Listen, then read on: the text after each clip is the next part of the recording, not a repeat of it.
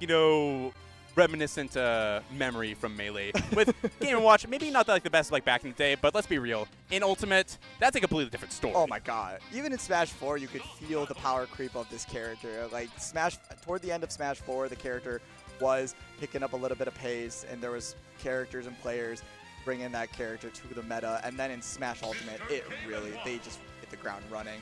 This character has everything you could ever want. The only real downside to this character is how light he is. Yeah, it's a little bit of that lightness, and especially like though when you have something like that get out of jail free card with the up B, you don't even have to worry about like getting combo necessarily all the time. But I'm really excited for this set right now between Monem and the chair. I mean, you could see the seeds like just how close these players are to each other, and they kind of fulfill similar roles in both of their scenes. They're kind of like on that cusp or like on that like right edge around like that 14, 15 mark in the state.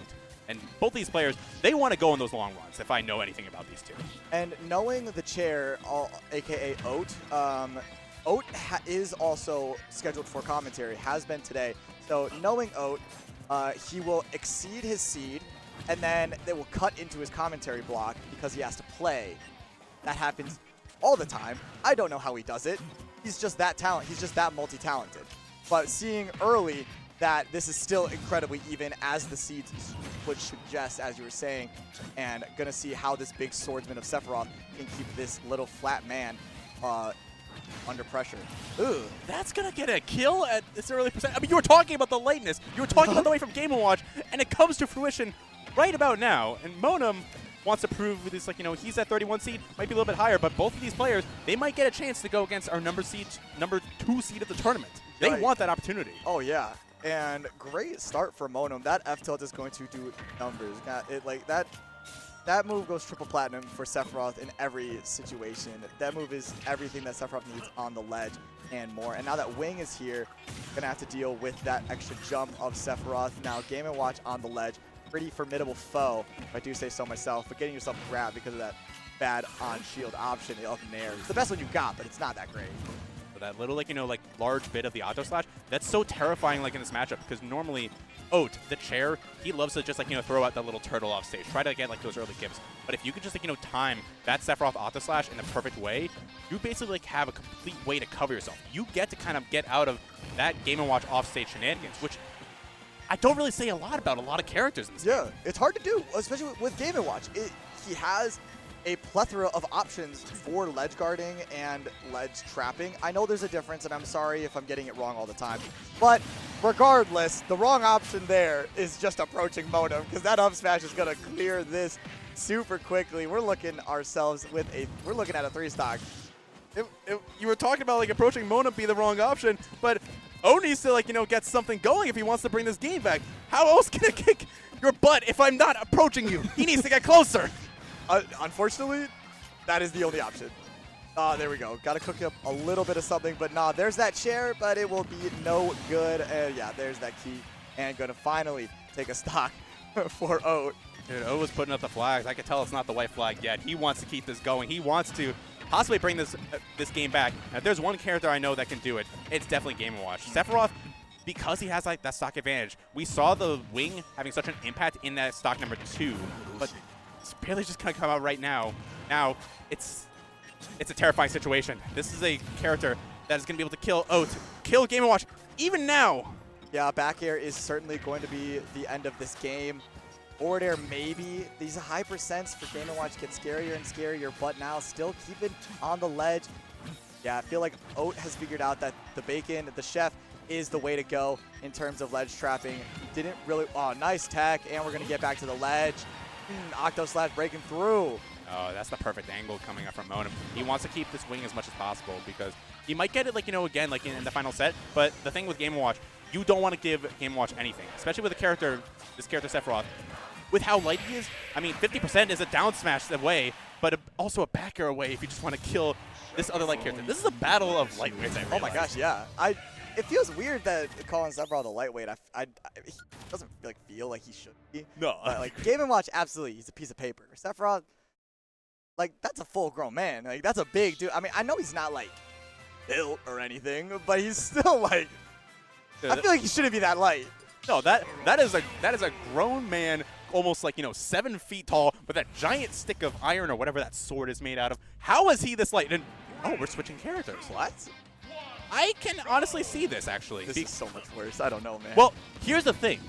There is another swordy player in Madison, our resident new HM, Amorgos, and Oat actually goes Mewtwo into that matchup. Interesting. And maybe it's like, a little bit of that distance, a little bit of that disjoint from Sephiroth can be just a little bit annoying. And you'd rather go for like more zoning game with, say, the Shadow Balls, or being able to intercept with that Nair as Oat has been so good at. That's kind of what has netted him that. He doesn't do Mewtwo purely to troll against like these swordy players. This is like, his tried and true secondary. I love Mewtwo as a character. I wish he was better, but he's just so cool. Anyway, talk about the game. Octo Slash interrupted by something that I do not know. Maybe a Shadow Ball? I don't know. That did not look strong enough. No, that down smash is like one of the quickest smash attacks in this game. It is so good. This is gonna be a they battle. have the same down smash. Yeah, exactly. Oh, that's cool. They don't have the same up smash though. No. Sephiroth is much bigger. But it's much larger. No, Mewtwo's up smash in Smash 4 has kind of gone down the drain. It was the coolest move in 4, and now it's kind of it's a shell of what it once was, but in return, Mewtwo has gotten so much with the Shadow Ball follow-ups. He's gotten so much like with these down smash as well. So many things that Mewtwo got, but that tail is not one of them. Nah, the tail made him worse, and he's still a light character. Someone explain that to me. But, because that should not... Maybe it's just Oat that likes to play these light, floaty characters, but that back air should not be killing at that %, and that is huge for Monem. When the momentum was just starting to look like it was going in Oat's favor, just snatch it back with that Sephiroth combo, and now got that side B on top of him, and the wing is here now. This is all looking like it's Monem.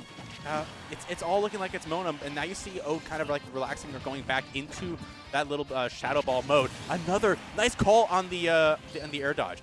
This is kind of like the kind of mode that Oat really needs if he wants to bring this set back. It's a little bit more of that dash back game. It's a little more relying on those Shadow Balls and using that absurdly fast dash speed from Mewtwo to get a lot of this damage, to get in on the Sephiroth. Yeah, once you close that distance with that sword, it makes it a little tougher for Sephiroth to move around.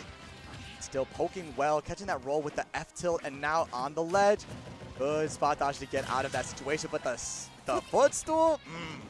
Oh, and we're grabbing. We just barely missed the ledge, and we're going to take everything that we can if we want to seal out this game number 2. I don't think Monem was expecting Oat to miss up that air dodge. Oh, or that teleport. My gosh, that looked a little scary on the ledge, but a forward air is going to push Monem to the middle of the stage, give him that advantage. Another forward air. These guys are just trained forward airs. I appreciate the finesse, but the finesse isn't going to mean that much if you don't seal out this game and bring it to a game number 3.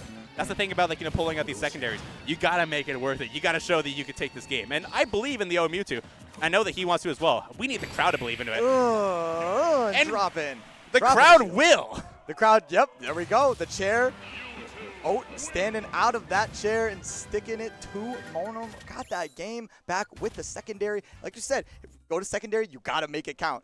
Because this is a best of 3. If you lose game 1, you have to be... This takes some stones to lose game 1 with your main in a set that is this close between these great players.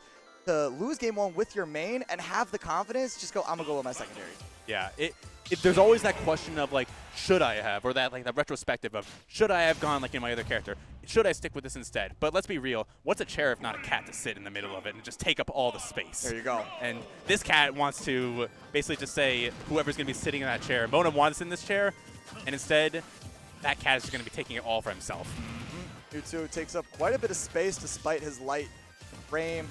And kind of getting juggled, but the percents would say that this game is even, and it still is. That Nair is not really getting at Monem much in this set. The percents are even. I'm also really curious about the stage because those platforms are a little bit closer together. Monem has really been taking advantage of that. Oat has been trying to get to one of these platforms, and Monem has been more ready than anything to use that long sword to really just cover the entire platform to do that absolute perfect tech chase. I thought Monem was on top of that roll in the middle of the stage, but Nair still that. Oh my gosh. Could you cover the platform any better and it still not work out in your favor? My gosh. Almost make insult injury worse with that back air, almost killing sub 100%, but now gotta run away straight into the dash tech, but still not taking the stock. Great stall to get away from that neutral beat from Sephiroth, but now gotta get off the ledge. Going for the up tilt errant. No, that is not gonna work. That was the longest grab that I've ever seen. And this Sephiroth now, you have the wing, but this can be kill percent. It's kill percent for either one of these characters, though. Oat, like, 3 strikes, he's finally going to be losing all of his lives. You can only DI perfectly so many times before the percents are just too high for it to not matter. Not got to get back to the stage, and that forward air going to clean up that stock from Monem. Now we got ourselves a 2-stock game in this game 3. It's pretty even between these two. Ode wants to be huge. Monem wants to get, like, that fight against Arti. Ode wants to make sure that he doesn't get a second commentary block. He's going to make himself late for another. Oh, that should not hit. I don't know where that hitbox was, but still, good stuff from Monem, keeping that advantage and keeping Mewtwo on the ledge.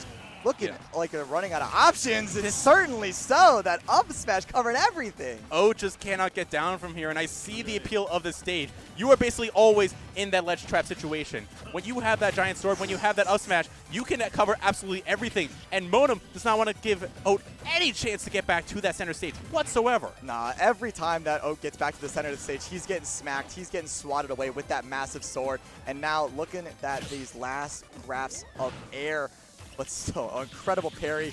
Good teleport cancel. I like the idea. Got to mix something up when you're at this much of a deficit, and it just gets harder and harder. Great little shimmy into the F's tilt. And unfortunately for the chair, Monem will be moving on with the 2-1. That was a really, really, good showing from Ode, so, all things considered. And here's the thing. I don't see a lot of, the Ode Mewtwo. You hear about it, you hear whispers of it. I mean, it certainly proved itself in its own right, and being able to contend with a really, really good player just from Chicago in Monem. But it's great to see. I mean, we saw some flashes of brilliance. It just